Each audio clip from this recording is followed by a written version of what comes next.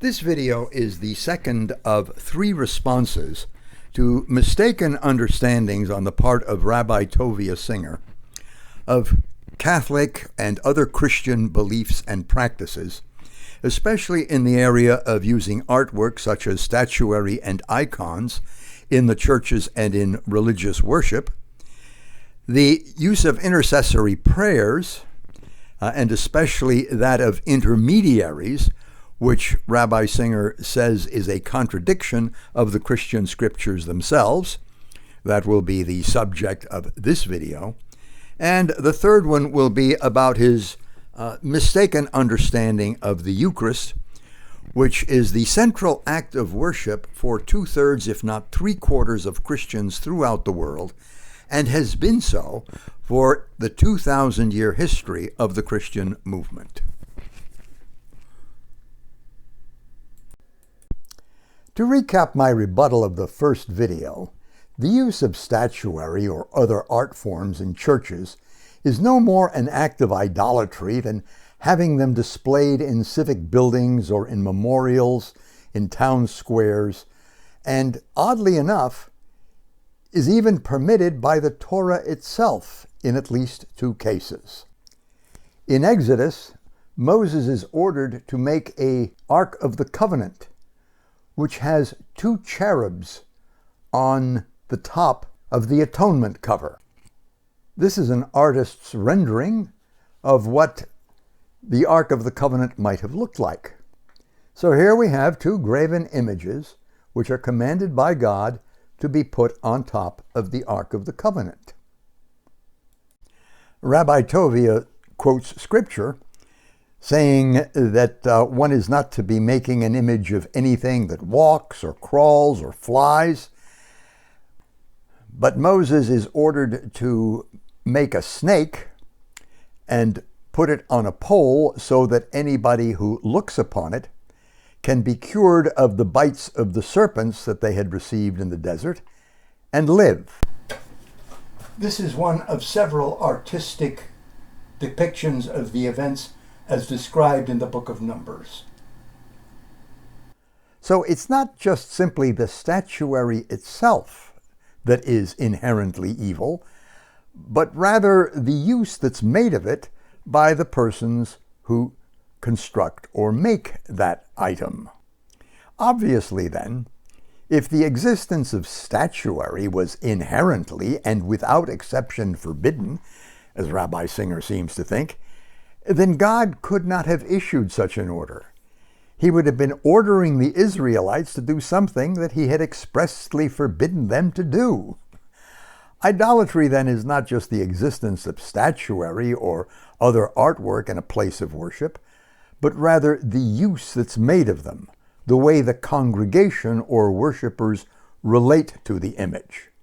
It's the making of the image and then imbuing it with divine characteristics or properties, putting it in the place of God, and that's not something that Christians, especially Catholics and Orthodox, do with their statuary or their icons, and that's why it does not constitute idolatry. Now, in this second video, we are going to examine Rabbi Singer's mistaken understanding of the condition of prayer for Christians in general, and intercessory prayer in particular, and see how mistaken he is in the matter and how he misinforms his viewers accordingly. God is an old, angry man in the sky. He is perfect. We're sinners. We can't go directly to him. If you never heard what I'm talking about, that means you've never been to a church in your life. This is what's taught in churches. God is perfect. You're a filthy sinner. You can't go to God. So the moment you introduce the idea that you need a mediator, there is only one way to the Father, and you cannot go to the Father but by me. It says it openly in the book of John. So once you introduce that toxic element into Christian thinking at a very early stage, this is in the Christian Bible.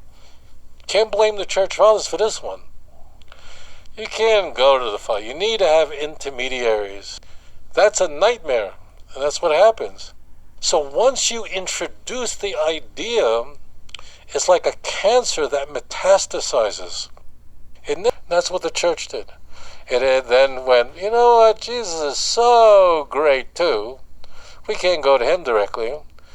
We're going to go to Mary. And Mary is going to be the one who she's going to go to Jesus. She has good standing with Jesus. And she'll go to Jesus. And Jesus will then go to the Father on our behalf. So you have an intermediary.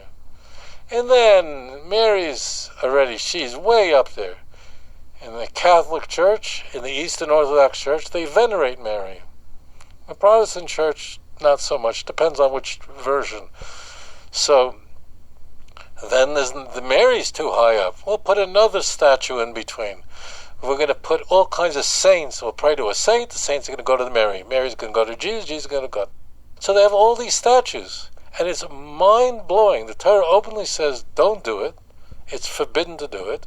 And the Catholic Church does not care.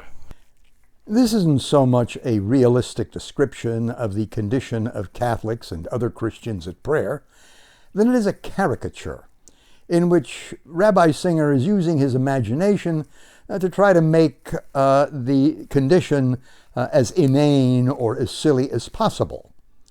We don't start off at the bottom of some kind of saintly totem pole saying prayers and hoping that they are going to be sort of sent on up the line, hopefully to the throne of God at some point or another. Hardly at all.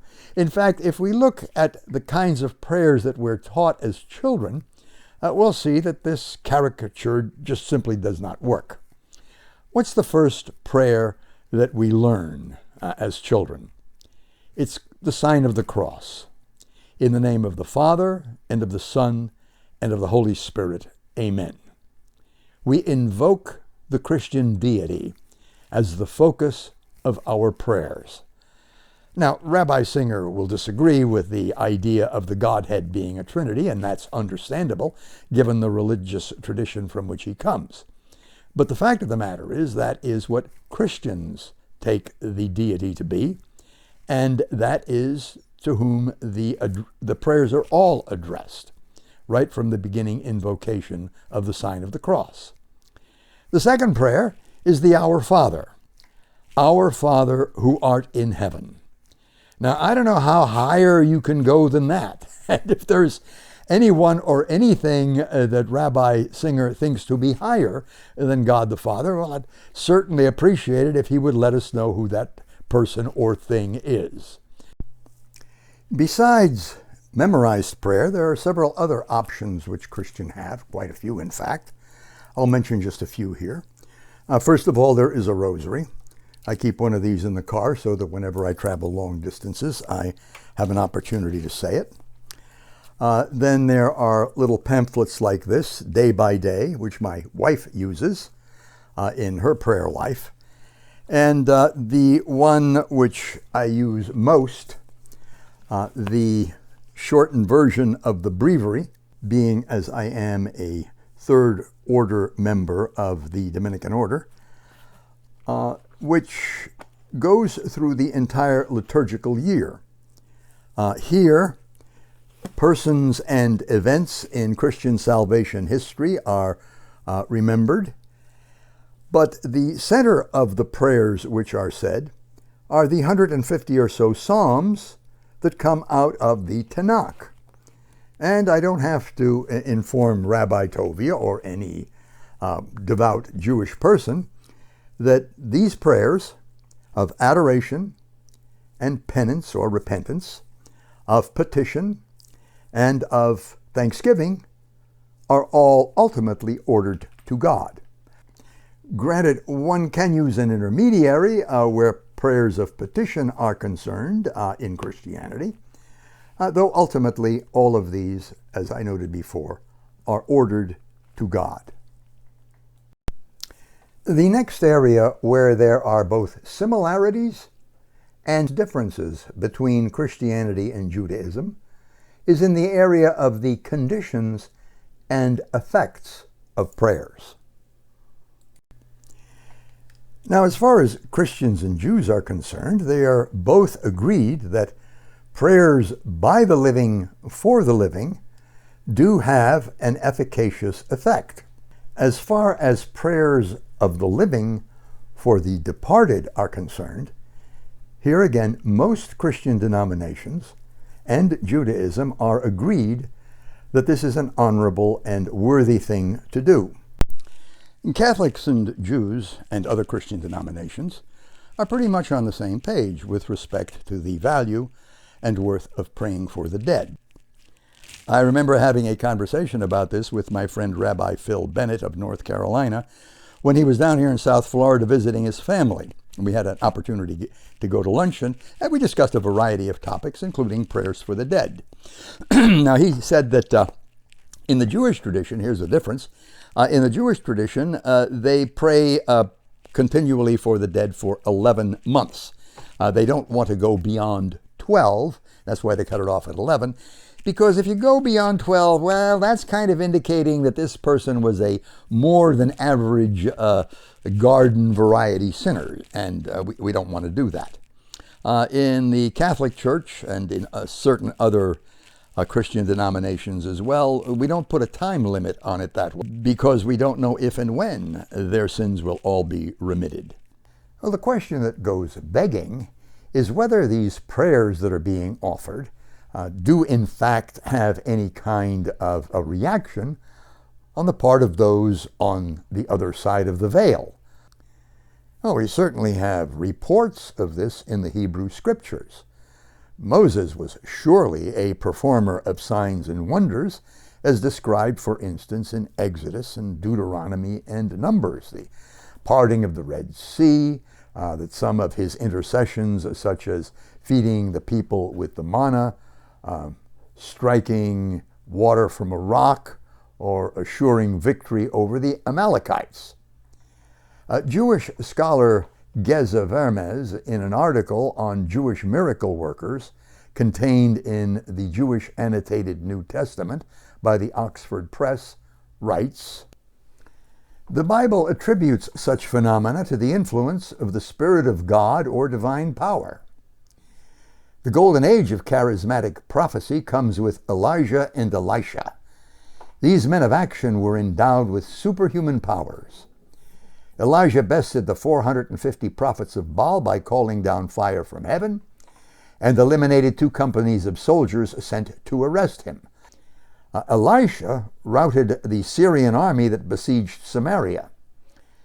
However, and this is critically important, these prophets were mostly remembered for their beneficial miracles, not so much the punishment on evildoers, but rather on the healings and the bringing of rain, the feeding of the hungry, in one case even the rising of the dead, and other prodigies. These were the signs and wonders that were used by God, that were used by God in order to indicate his providential concern for the Israelite people. This was heaven speaking directly to them and showing that God was still with them. Now, we can ask whether these sorts of signs and wonders are still operative within the religious tradition of Rabbi Singer. I don't know of any, but it certainly would be instructive for us if these signs and wonders do exist, that Rabbi Singer inform us of them. However, as far as the Catholic Church is concerned, these signs and wonders have been ongoing, and very much so for the last 2,000 years. One instance of this is found in this National Geographic's magazine, with the cover story being Mary, the most powerful woman in the world. Let me get you a good view of it. Mary, the most powerful woman in the world. Now, everybody knows that National Geographic is not a publication organ of the Catholic Church. The idea behind this magazine is to find stories that take people to different parts of the world. That's why it's called National Geographic. However, the magazine does cover in somewhat broad strokes a report of the 2,000 or so incidents where the Virgin Mary has appeared to persons, in most cases only to one individual at a time, although in more recent cases to multiple people at the same time.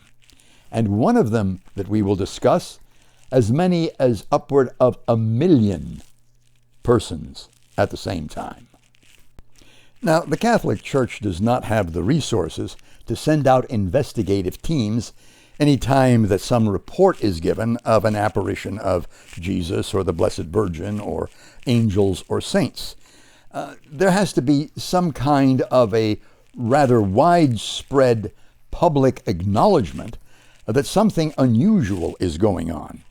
And if we check down here at the graph at the bottom of this page, hopefully I can get my finger here, at the bottom of the page, we see that the large bulk of these 2,000 apparitions have in fact occurred over the last 200 years or so.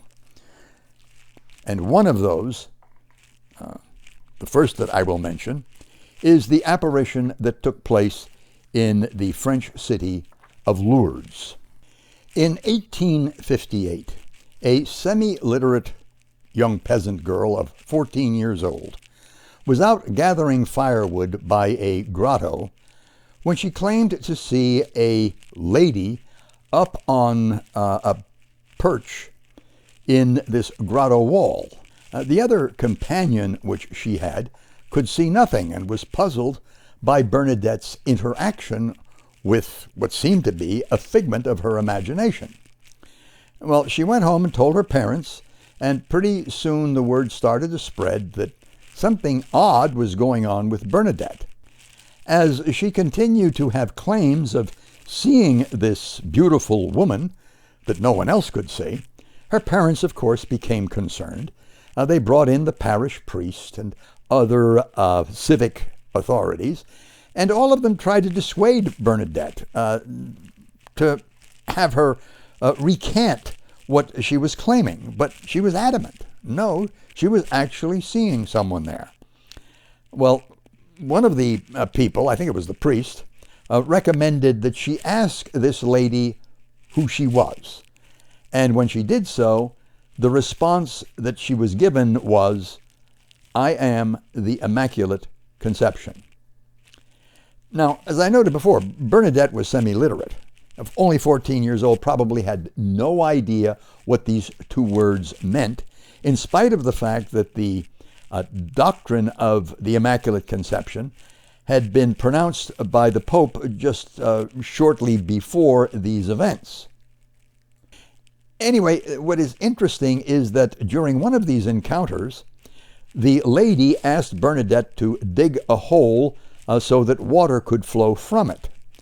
Well, she dug the hole, no water came, at least not immediately, and people really began to wonder whether she had completely lost her marbles. Her family sort of gathered around her and packed her back off to go home. However, within a few minutes, some of the persons that were still lingering about began to notice that, lo and behold, water was slowly filling up the hole that she had dug. Some began to wash in it, or drink it, or put it on their bodies. And then, what is really amazing, is that some people who were suffering from various kinds of infirmities or illnesses claimed to have been suddenly cured of them as a result of either drinking or washing in the water. Well, word began to spread, and within a short period of time, say years if not months, Lourdes started to become a pilgrimage place of people looking for miraculous cures that medical science was simply unable to provide them. Today, it is one of the most well-known shrines in the world, rivaling those of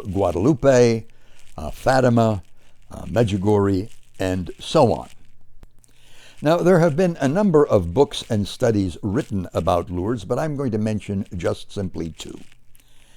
And the first one was a book written by a man named Franz Werfeld. He was an Austrian Jew who, during the late 30s, was running away from the Nazis who had annexed his country and was seeking asylum in the West. And one of the places that he passed through was Lourdes. And while he was there, he heard about the events that had taken place there, although he probably knew about them beforehand, as part of his education had taken place in a Catholic school, which did have an understanding with the Jewish leadership there, that any Jewish students that were matriculating through that school would receive their religious education from the local sages, the local rabbis, in preparation for their bar mitzvahs and whatever. Anyway, he promised that if successful in his escape, he would write a book about these events that occurred, which he did, and it was entitled The Song of Bernadette. It was turned into a movie in 1941 with Jennifer Jones in the title role. However, the book is fairly short. Primarily, it just simply deals with the events that occurred between Bernadette and the local inhabitants and the lady which she claims to have seen in her vision. The second book to consider is this one written by Ruth Harris. Now, Ruth Harris is an Oxford historian. She's not going to write a book about a lot of pietistic Catholic fairy tales that are cooked up by seminarians in an attic in the Vatican someplace. But she's going to really look into this in a deep dive manner, which she does, treating not only the events that happened to Bernadette and those that immediately surrounded her, but the socio-economic political conditions that existed in France at the time. We have got to realize that France had undergone the revolution, the French Revolution, in the late 1790s. We're only about 50, 60 years from that. And one of the results of that revolution was a widespread anti-clericalism that ran throughout the country, side by side with the devotion of many people, including those that were living in the southwest of France, where Lourdes is located. Ruth Harris does what I think is a very commendable job of giving both sides of the story in this work. It was published, by the way, I think in 2000 or 2001. I could look it up in the page, but I'm within a year or so of it. Anyway, she gives both sides, not only the ones who were impressed by what had gone on, describing the formation of an investigative body at Lourdes of medical persons and scientists that look at each of these purported cures to determine if, in fact, they could be said to be miraculous. Now, the estimate is that approximately 7,000 people have been cured of various kinds of illnesses and diseases, but that only about only 71 cases have been listed as for sure miraculous cures. Now, that's kind of like, 1 in 100. Why this disparity? Well, the reason is that in order for a cure to be considered miraculous, it has got to go through a very stringent vetting process. And most people who are cured, and they are many, my first instance of going to Lourdes was in 1948, when I was 13 years old. And I remember seeing the grotto wall just loaded with crutches and wheelchairs and pallets and all kinds of medical aids. These have since been removed. I think the authorities at Lourdes figured that it was better to put those medical instruments to use as something other than trophies for miracles. But anyway, they were just pretty much covered the wall, and that wall ran at a good half of a football's field in length, if not more.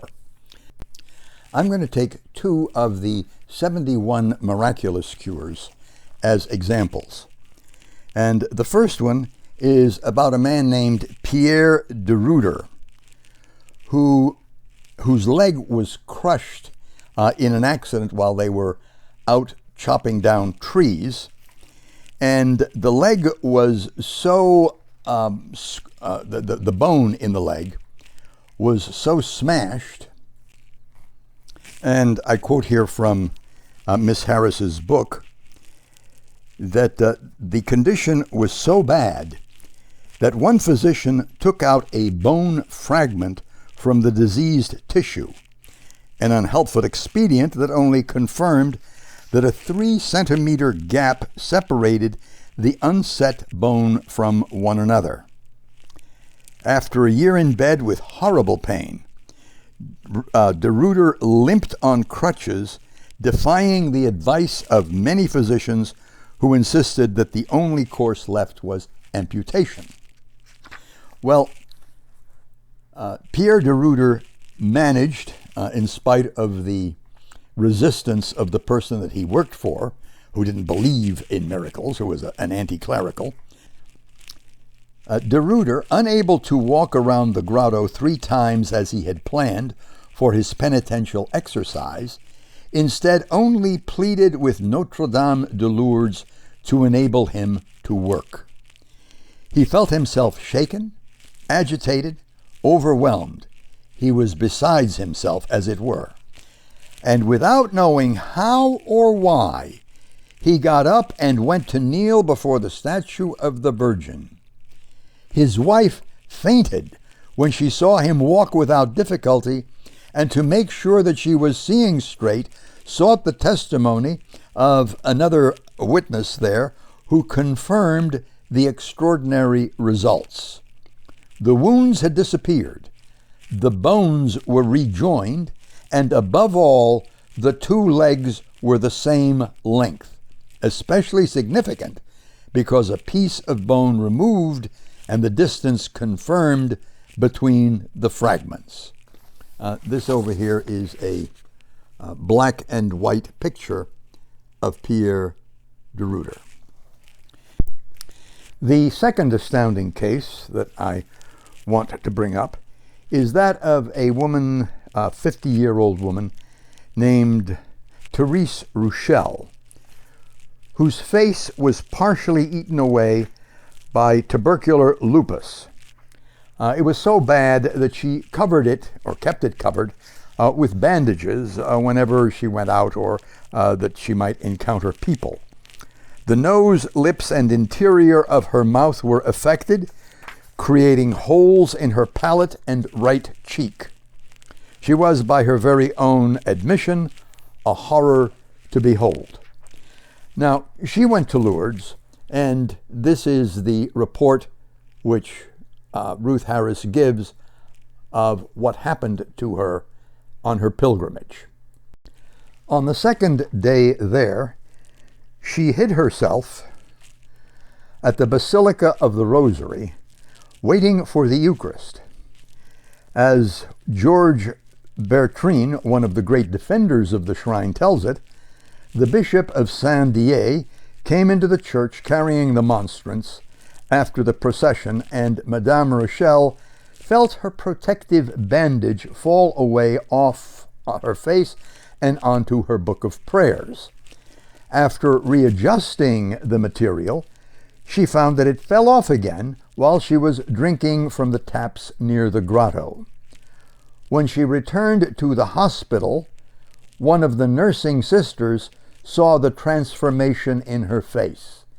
It had been completely reformed. She went off to the medical bureau at the behest of the bishop.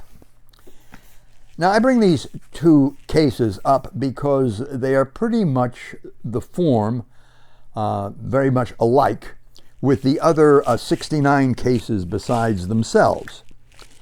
This isn't something that you can fake. This isn't something that you can explain by saying that it was the result of hysteria, or that these people had been looking for attention and faking illnesses, and when that sort of ran its course, they thought, gee, let me go to Lourdes and claim to be cured, and now I'll be famous for that. Now, these people were well known to their families, to the people in the communities in which they lived, and when they returned, there was a great outpouring of gratitude on the part of those people for the blessings which they had been given by God. Now, if miracles such as the two that I've discussed, along with many others that we could add to it, is not enough to convince the skeptic, or at least make him or her think that there might be something going on here that cannot be explained in natural terms, we can go to the next miracle of Lourdes, if we can call it that. Bernadette was a sickly child and wished to enter a convent, but because of her illness that was put off, so it wasn't until she was 22 years old that she entered the convent of the Sisters of Charity in Nevers, France. She died rather young at the age of 35. Now again, the skeptics might say, well, if she's the one through which so many health cures were worked, if she was the intercessor in these matters, or served as a conduit through the Blessed Virgin Mary, why wasn't she cured? Why did she have to undergo what was really a painful death? According to Bernadette, that's what she wanted. She wanted to do that for the expiation of sins that had been committed against God and for the benefit of the world. But here's the kicker. She died in 1879 at the age of 35. She was put up for canonization somewhere around the turn of the century, and in 1905 there began the process of 3 exhumations of her coffin, one in 1905, as I said. I think the other one was around 1910, 1915, and the final one in 1925. Now, she had been buried unembalmed in a part of the world where corpses corrupted rather quickly. When they opened up her coffin, they found that her corpse had not corrupted at all.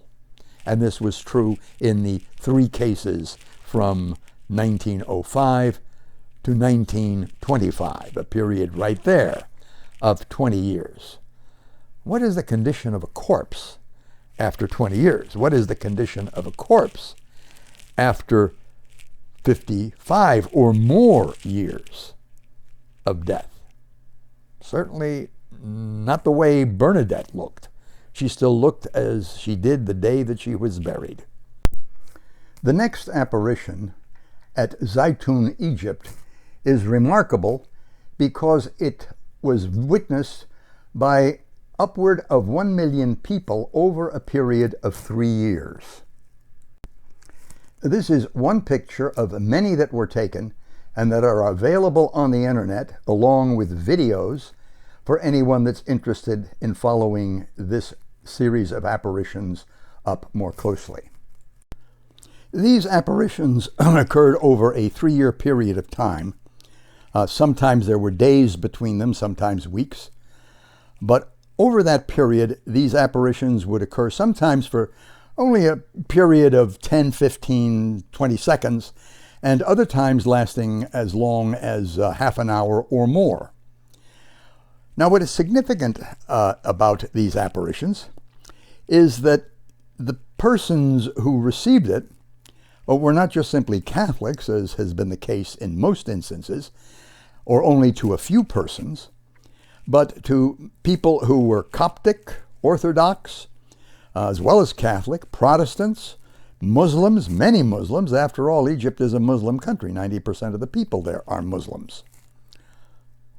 The first person to observe a lady on the roof of the church was a Muslim auto mechanic named Farouk Mohammed Atwa, a 31-year-old who was scheduled to have a finger amputated the next day because it had turned gangrenous as a result of an injury that he had suffered. He thought at first that it was some nun that was threatening to jump and end her life, and he started pleading with her not to do so. He suddenly realized that she really wasn't standing on the dome so much as floating over it. Well, a couple of other people saw this and they were amazed by it. The next day, Mr. Atwa went to have his finger amputated, and when they took the bandage off, they discovered that the finger had no problem with it at all. It had been completely cured. Now, this is only one of a number of such cures that had taken place during this 3-year period.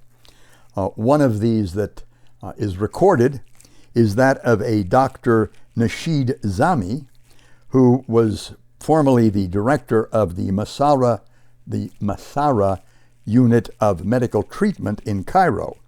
He had been suffering from a hernia for 13 years that, as is the case with yours truly, took quite a number of years to fix. I was suffering from a hernia that took 5 operations before it was finally successfully healed.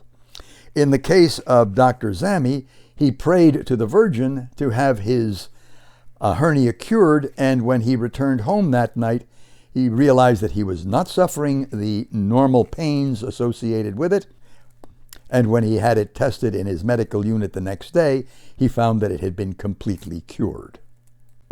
The crowds grew so large, and the civil authorities were concerned that this was a dubious light show, that they began investigating many of the buildings around the shrine, and even started tearing some of them down in order to eliminate that possibility, as well as to open up grounds for the crowds that would congregate, sometimes as many as 25,000 at a time. Here is one report. The crowd shouted enthusiastically at every apparition of the heavenly figure. All prayed fervently. Muslims recited verses of the Koran. Copts sang hymns in Arabic. Others prayed in Greek. The priests, Orthodox and Catholic alike, and Protestant pastors also, unanimously affirm the signs of a renewal of the faith in their fold, evidenced by larger attendance at church, conversions, and confessions. Physical cures were also reported in great numbers. Now, my main reason for going into these miracles is not only to show that prayers can be effective that are sent up to heaven in terms of what is returned down here on earth as a blessing, but also to answer the objection that he makes that there is a contradiction in this, because St. Paul writes in one of his letters that there is only one intermediary, and it appears as if what we are describing here is the activity of intermediaries other than Jesus. Well, it's true. Between humanity and God, there is only one intermediary, Jesus. That is, he's the prime intermediary, the one without which all other intermediaries would be meaningless. But that's not a contradiction to say that others can act that way at all, because there can be many intermediaries between humankind and Jesus himself. In fact, this should not be at all surprising to someone who is as steeped in the Jewish tradition as is Rabbi Tovia.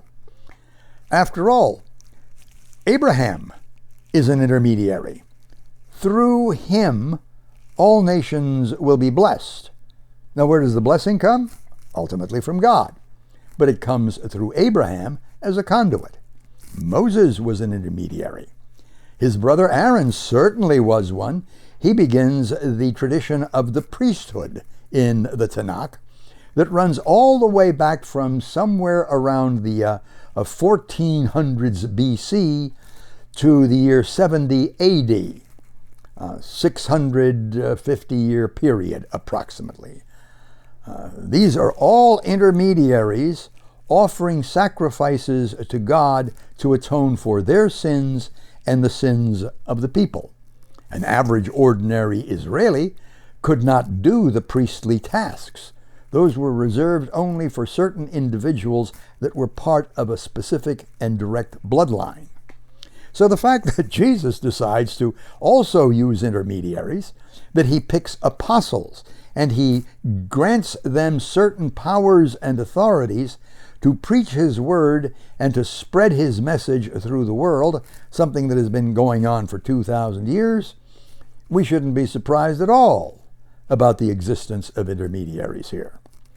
What Rabbi Singer has done is violated that adage about taking a text out of context and using it as a pretext in order to prove his point. Something that he accuses Christians of doing with the sacred scriptures, but which in this case he's certainly a violator of himself. But the other deep-seated objection that and I know a lot of other Christians would have about Rabbi Singer's critique isn't so much that he is questioning and commenting on Christian beliefs and practices, but rather the tone of them. It's one thing to disagree, and to disagree in a respectful and polite manner. We have that going on within just our own specific denominations. But when it becomes disparaging and it becomes insulting, and we use emotionally charged terms, then that's off-putting. And it does not seem to be the kind of an approach that should be taken by people who say and claim to be serving God. For viewers seeking to acquire more in-depth information about Marian apparitions such as those at Lourdes, Zaytun, and other places, I recommend accessing the sites on YouTube.